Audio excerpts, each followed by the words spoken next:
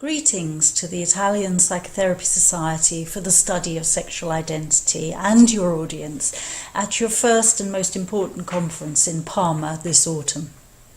And thank you to the organising committee for extending your kind invitation to me, Dr. Fiona from Birkbeck, University of London, to join you with a video presentation on considering same-sex parenting in families and the psychotherapeutic implications of this. There are three common themes connected to same-sex parenting that challenge both sexual minority parents themselves, children in the families, extended family, and also others in society. And I'm going to consider each of these three issues in turn. And I will illustrate my points with findings from studies of lesbian and gay parenting. But some of the issues are also relevant for bisexual and trans parents too. And more details of the points and examples of studies are available in the chapter mentioned on the subsequent slides. So the first point that I want to raise is the importance of acknowledging that same-sex parents are pioneering new family relationships and that parents and children find different ways in different families of doing family together. For example, without recourse to traditional gender division of parenting in father families, a lesbian or gay parenting couple may do things differently. And most studies indicate a more even or more egalitarian division of labour between a same-sex parenting couple than is traditional in heterosexual families. So, for example, the Bay Area Family Study by Charlotte Patterson in the US on lesbian mothers who had their children through donor insemination found that the couples parented more equally between them. Yet this is not always the case. So the recent Cambridge adoptive study of family life in the UK, led by Susan Gollenbach, which focused on children who were adopted by same-sex parenting couples, found that most of the lesbian, the gay and the heterosexual couples engaged in adoptive parenting organised their parenting by nominating a primary and a secondary parent who was involved in the child's day-to-day life.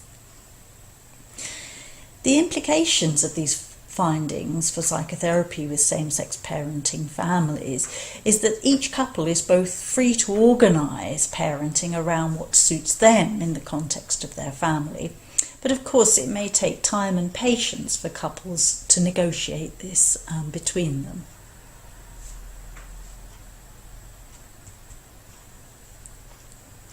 The next issue I want to talk about are issues involving similarities and differences both within same-sex parenting families and between same-sex parenting families.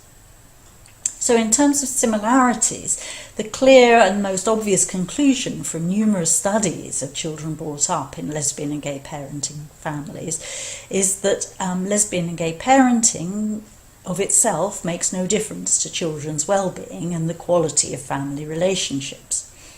And this has been noted recently in the first published Italian study of 40 same-sex parenting families by Biacco and colleagues at Sapienza, University of Rome.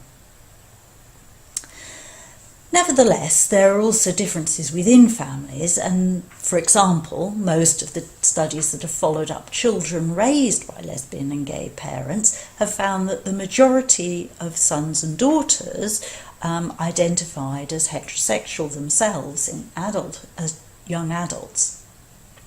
So, for example, in the British longitudinal study of lesbian mother families by myself and Susan Gollenbach, our findings indicated that most lesbian parents in the study were accepting of their sons' and daughters' relationship choices, be they other sex choices or same-sex choices. And in fact, the lesbian parents seem to be better at doing that than many of the heterosexual mothers in the comparison group.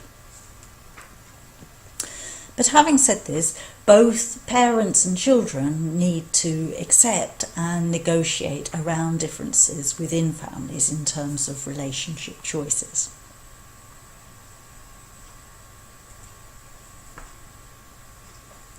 The third common point and key point that I want to raise is the challenge of connecting with others outside the same-sex parenting family circle.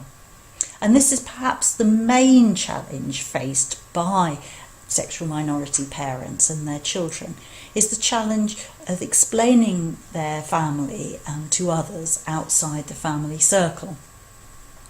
And this happens not only, for example, in terms of completing official forms that ask for details of mother and father, and make no allowance for two mother or two father family forms, but it can also happen on a much more local, homely basis. For example, when a child brings friends home from school, how do they introduce their friends to both their parents and new family members?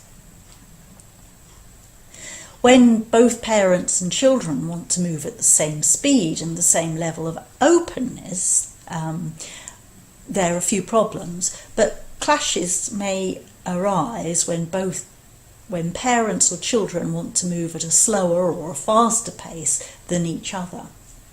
And this is one of the things we found in our study of gay and bisexual parenting survey, myself, Helen and Helen Barrett, in our work with young adults looking back at having a gay father and their experience of being brought up in a gay father family, and how that worked in terms of introducing friends and talking about their family at school.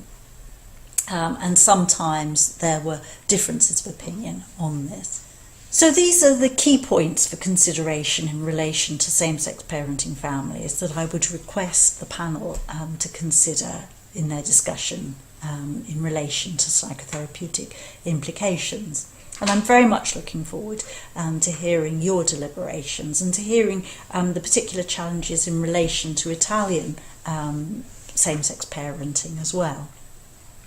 And I wish you all the best with your conference today, and thank you again for inviting me to present.